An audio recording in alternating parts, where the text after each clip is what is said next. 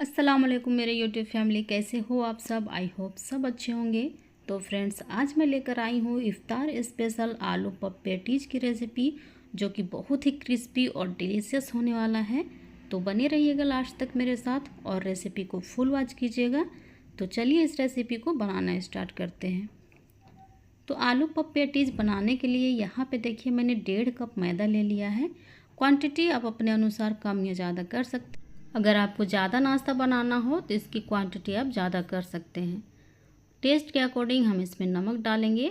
और ये मैंने 4 से 5 चम्मच के जितना ले लिया है घी को मैंने मेल्ट कर लिया था। अगर आपके पास घी ना हो तो आप यहाँ पे रिफाइंड तेल का इस्तेमाल कर सकते हैं। किसी भी स्मेल वाली ऑयल का यूज़ ना करें आप यहाँ पे। ऑयल आपका स्मेल लेस होना चाहिए। मैंने घी का इस्तेमाल किया है क्योंकि घी से बहुत ही क्रिस्पी और डिलीशियस हमारा ये आलू पफ पैटीज बनकर रेडी होता है। बहुत ही मज़ेदार सी खुशबू भी आती है और बहुत ही क्रिस्पी बनकर रेडी होता है। तो इन चीज़ों को डालने के बाद हमें अपने हाथों से मसल कर आटे को मिक्स कर लेना है। और आपको मुट्ठी बनाकर देखना है। अगर ये आटा रेडी है तो मुट्ठी हमारी बन जाएगी, और अगर आटा रेडी नहीं है तो मुट्ठी नहीं बनेगी। अगर आपके आटे में मुट्ठियाँ नहीं बन रही है तो आप इसमें थोड़ा सा और ऑयल या घी का इस्तेमाल करके अच्छे से मिक्स कर ले, आटा रेडी हो जाएगा। उसके बाद हम इसमें थोड़ा थोड़ा पानी डालकर इसका सख्त सा डो रेडी करेंगे। जिस तरह हम पूड़ियों का डो रेडी करते हैं ना सख्त सा, उसी तरह से हमें इसका भी डो रेडी करना है। बहुत ज़्यादा सॉफ्ट नहीं करना है, जिस तरह हम रोटियों के लिए डो लगाते हैं। अगर आप बहुत ज़्यादा सॉफ्ट करोगे तो हमारा जो नाश्ता है वो क्रिस्पी नहीं बनेगा। तो ये बात याद रखना है आपको। अगर आपको क्रिस्पी नाश्ता चाहिए तो थोड़ा थोड़ा पानी करके डालेंगे और इसका सख्त सा डो रेडी करेंगे। यहाँ पे देखिए डो हमारा रेडी हो चुका है।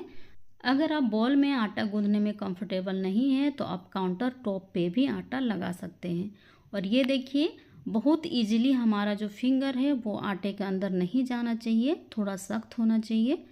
अब हमें ऊपर से थोड़ा सा ऑयल डालना है और अच्छे से ग्रीस कर लेना है आटे में ऑयल को, ताकि ये ऊपर से सूखे ना बिल्कुल भी। और उसके बाद आपको इसे किसी पॉलीथीन रैप में रैप कर लेना है, या फिर आप इसे अच्छे से ढक कर आधे घंटे के लिए साइड में रख दें, ताकि आटा जो है हमारा अच्छे से सेट हो जाए। क्योंकि ये मैदा है तो इसे सेट होने में टाइम तो लगेगा ही। यहाँ पे मैंने 6 बॉइल्ड आलू ले लिया है, इसे मैंने पील कर लिया था। इसे हमें अपने हाथों से इसी तरह से मसल लेना है। बहुत ज़्यादा फाइन नहीं करना है हमें, इसमें चंक्स बची रहनी चाहिए। क्योंकि हम जो रेसिपी बना रहे हैं उसमें आलूओं में चंक्स होना ज़रूरी है, ये स्वाद को बढ़ा देता है। तो बहुत ज़्यादा फाइन इसे करना नहीं है, या तो फिर इसे ग्रेट भी नहीं करना है। आपको इसे अपने हाथों से ही इसी तरह से मसल लेना है। आलू हमारा रेडी हो चुका है, इसे रखते हैं साइड में। और हम यहाँ पे रेडी करेंगे लई, जिसे सलरी भी बोलते हैं। ये जो लई है इसे हम पानी से नहीं ऑयल से बनाएंगे। अच्छे से इसमें 2 गुना आटे का ऑयल डालेंगे और इसे अच्छे से मिक्स कर लेंगे। और ये देखिए कुछ सेकंड में ही हमारा लई बनकर रेडी हो गया है। एक घोल हमें यहाँ पे और रेडी करना है मैदे का। तो यहाँ पे 3 चम्मच मैंने मैदा ले लिया है और इस घोल को हमें पानी से रेडी करना है। ये जो घोल है चिपकाने में काम आएगी। ये देखिए इस तरह की कंसिस्टेंसी इसकी होनी चाहिए। ये भी रेडी है, इसे भी रखते हैं हम साइड में। और चलिए करते हैं आगे की तैयारियाँ। तो हम बनाएंगे आलू पफ पैटीज का मसाला, जो कि आलू वाला मसाला होगा। तो यहाँ पे मैंने चूल्हे पे एक पैन ले लिया है। हम इसमें डालेंगे 3 से 4 चम्मच जितना ऑयल। ऑयल यहाँ पे आपको बहुत ज़्यादा यूज़ नहीं करना है, नहीं तो फिर आपका जो नाश्ता है वो बहुत ज़्यादा ऑयली बनेगा। यहाँ पे मैंने आधे चम्मच के करीब जीरा डाल दिया है, आधे चम्मच सरसों डाल दिया है। और ये मैंने हाफ कटोरी ले लिया है पीनट, जो कि रो पीनट है। इसे हमें फ्राई करना है, रोस्ट करना है। तो ऑयल में डालकर कुछ सेकंड के लिए हम इसे रोस्ट कर लेंगे। ये बहुत जल्दी आसानी से रोस्ट हो जाता है। तो पीनट हमारा रोस्ट हो चुका है। अब हम डालेंगे इसमें बारीक कटा हुआ हरी मिर्च। हरी मिर्च की क्वांटिटी आप अपने टेस्ट के अकॉर्डिंग कम या ज़्यादा कर सकते हैं। मैंने यहाँ पे एक पूरी टहनी करी पत्ता का ले लिया है, इसे डाल देंगे। इससे खुशबू और टेस्ट दोनों ही बहुत ही मज़ेदार से आती है। तो इसे बिल्कुल स्किप ना कीजिएगा अगर आपके पास हो तो। यहाँ पे मैंने आधे चम्मच जीरे का पाउडर, आधे चम्मच काली मिर्च का पाउडर, आधे चम्मच ले लिया है चाट मसाला पाउडर, आधे चम्मच लिया है गरम मसाले का पाउडर, आधी चम्मच हल्दी का पाउडर और आधी चम्मच ले लिया है मैंने यहाँ पे रेड चिली पाउडर। इन सारी चीज़ों को हमें ऑयल में ही भून लेना है। अगर हम सूखे मसालों को ऑयल में भूनते हैं ना, कुछ सेकंड में ही ये भून जाती है। और अगर इसमें आलू डालने के बाद आप भूनोगे ना तो मसालों को भूनने में टाइम लगता है या तो फिर वो कच्चा ही रह जाता है। अब हम इसमें आलूओं को डाल देंगे जो कि मैश करके हमने रखा हुआ था। टेस्ट के अकॉर्डिंग हम इसमें नमक डालेंगे। गैस का फ्लेम स्लो कर देंगे और चलाते हुए हम इसे 1 से 1.5 मिनट तक मिक्स करते हुए पकाएंगे। आलू हमारा अच्छे से भून चुका है। अब हम इसमें डालेंगे बारीक कटा हुआ धनिया की पत्ती और गैस का फ्लेम को कर देंगे बंद। इसे हम एक दूसरे बर्तन में ट्रांसफ़र कर लेंगे ताकि ये जल्दी से ठंडी हो जाए और यूज करने लायक हो जाए, क्योंकि आप इसे गरम गरम यूज़ नहीं कर सकते हो। यहाँ पे देखिए आटा हमारा बहुत ही अच्छे से सेट हो चुका है। अब हमें इसे काउंटर टॉप में लेना है और 2 बराबर भाग में इसे डिवाइड कर लेना है। एक भाग का हम इस तरह का रोल बनाएंगे और इसे 5 लोइयों में हम कट कर लेंगे, क्योंकि मैं 5 रोटियों का एक सेट बनाने वाली हूँ। आप आगे देखते जाइए मैं इसे किस तरह से बनाती हूँ। तो सारे लोइयों का हमें रोटी बेल लेना है छोटा छोटा। बहुत ज़्यादा पतला हमें इस रोटी को नहीं बेलना है, क्योंकि इसमें लेयर बनना भी ज़रूरी है और अगर आप बहुत ज़्यादा पतली कर दोगे तो लेयर बनेगा नहीं। तो ये देखिए एक रोटी हमारा बेलकर रेडी हो चुका है। इसी तरह से सारे रोटियों को हमें बेल लेना है। तो 5 का मैं एक सेट बनाने वाली हूँ और 5 रोटियाँ हमारा बेल चुका है। तो ये देखिए लास्ट वाले रोटियों में हमने जो ऑयल का घोल बनाकर रखा हुआ था उसे हम डालेंगे और हल्के हाथों से इस तरह से फैला लेंगे। ये हाथ से इजीली फैल जाता है। अगर आप ब्रश का यूज करोगे तो थोड़ा सा मुश्किल होता है, तो इसलिए मैंने यहाँ पे हाथों का इस्तेमाल किया है।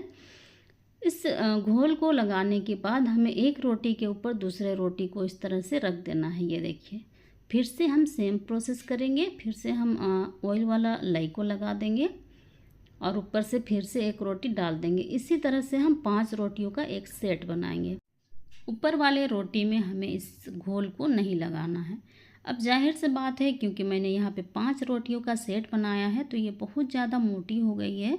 तो अब हमें इसे बेलकर पतली कर लेनी है। बहुत ज़्यादा पतली नहीं करना है आपको, नहीं तो इसमें लेयर नहीं बनेंगे। बहुत ज़्यादा पतला हो जाने के बाद आपके जो लेयर है वो सारे एक दूसरे से चिपक जाएंगे और लेयर बनेंगे नहीं।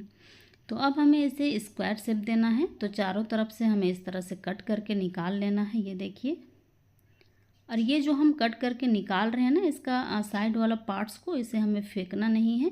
इससे आप शक्करपारे बना सकते हो कट करके। हम इसे वेस्ट क्यों करें, तो अच्छे से कट कर लेंगे और शक्करपारे बना लेंगे। ये देखिए, इसे बिल्कुल भी फेंकना नहीं है। अब हमें इसे स्क्वायर शेप देना है। तो जितना स्पेस हो आपके रोटियों में उसके हिसाब से उतना पार्ट्स में आप इसे डिवाइड कर सकते हैं। ये देखिए इस तरह से इसे कट करना है। तो मेरे यहाँ पे 9 पार्ट्स बने थे। आपके जितने बनते हैं आप बना सकते हैं। बस इस तरह से स्क्वायर शेप दे देना है। अब हमें सारे स्क्वायर्स में आलू का जो मसाला हमने बनाकर रखा हुआ था उसे डाल देना है। और ये जो पानी वाला घोल बनाया था ना मैंने मैदे का, इसे ब्रश की हेल्प से सारे किनारे पे इस तरह से लगा लेना है। ये देखिए, ये चिपकाने का काम आता है और वो जो ऑयल वाला घोल था ना, वो लेयर बनाने का काम आता है। तो अब आपको इसे शेप देना है। तो ये देखिए मैं किस तरह से दे रही हूँ। एक कोने को उठाकर दूसरे कोने के ऊपर हमें रख देना है। ये देखिए, अब ये जो स्क्वायर में जगह खाली है कोना कोना, इसे हमें अच्छे से चिपका देना है, क्योंकि मैंने यहाँ पे मैदे का पानी वाला घोल डाला है ना, तो ये आसानी से चिपक जाता है। ये देखिए, एक नाश्ता हमारा बनकर रेडी हो गया है। बाकी सारे पफ को हमें इसी तरह से बना लेना है। एक छोर से दूसरे छोर को इस तरह से मिला लेना है। ये देखिए, बहुत आसान है इसे शेप देना। और एक बात और है फ्रेंड्स, मैंने यहाँ पे 5 रोटियों का एक सेट बनाया है। आप चाहे तो एक ही रोटी को फोल्ड करके और एक नाश्ता रेडी कर सकते हैं। तो आपको जिस तरह से बनाना हो, जैसा बनाना आपको इजी लगे, आप उस तरह से बना सकते हैं। यहाँ पे देखिए आलू का सारा पफ हमारा रेडी हो चुका है।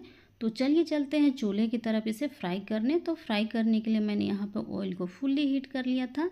अब हमें गैस का फ्लेम लो या मीडियम कर लेना है। फिर हमें नाश्ते को डालना है। अगर आप बहुत ज़्यादा गर्म ऑयल में नाश्ते को डालोगे ना तो इसमें बबल्स सी बन जाती है हमारा जो पेटीज है उसमें, और देखने में अच्छा नहीं लगता और करारा भी नहीं बनता। तो आप सबको पता ही होगा किसी भी तरह का समोसे को जब हम फ्राई करते हैं तो हीट ऑयल में नहीं करना चाहिए। गैस का फ्लेम मीडियम या लो होना चाहिए। अगर आपके पास टाइम ज़्यादा है तो आप इसे लो फ्लेम में ही फ्राई करें। बहुत ही क्रिस्पी और बहुत ही अमेजिंग सा हमारा ये आलू पप पेटीज बनकर रेडी होगा। तो एक बार ट्राई ज़रूर कीजिएगा इसे लो फ्लेम पे बनाने का। और हाँ, बहुत ज़्यादा लो भी नहीं होना चाहिए गैस का फ्लेम, नहीं तो ये ऑयल ऑब्जर्व कर लेगा। तो जैसे ही आपको लगे कि ऑयल का टेम्परेचर बहुत ज़्यादा लो हो गया है, आप गैस का फ्लेम हाई या फिर मीडियम करके टेम्परेचर को बैलेंस कर सकते हैं। और यहाँ पे देखिए एक बैच का जो पेटीज है वो हमारा फ्राई हो गया है। बहुत ही खूबसूरत सा कलर भी आया है और बहुत ही करारा बनकर रेडी हुआ था। तो सारे नाश्ते को हमें निकाल लेना है और दूसरा बैच भी हमें इसी तरह से फ्राई कर लेना है। तो फ्रेंड्स, मेरी ये रेसिपी आप सबको कहीं पर भी पसंद आई हो तो एक लाइक ज़रूर कीजिएगा, और चैनल पे नए हो तो सब्सक्राइब करके बेल आइकन को प्रेस करके ऑल पे सेट कर लीजिएगा, ताकि मेरी वीडियो की नोटिफिकेशन सबसे पहले आप तक पहुँचे और इसी तरह की मज़ेदार रेसिपी आपसे मिस ना हो जाए। तो मेरे कहने से, मेरे तरीके से एक बार इस रेसिपी को ट्राई ज़रूर कीजिएगा। यकीन मानिए, बिना फेल हुए फर्स्ट अटेम्प्ट में ही आप इस रेसिपी को परफेक्टली बनाकर रेडी कर सकते हैं। तो फ्रेंड्स, मिलेंगे फिर एक ऐसे ही मज़ेदार सी रेसिपी के साथ। तब तक के लिए अपना ढेर सारा ख्याल रखें। अल्लाह हाफिज़। Thanks for watching. Bye bye.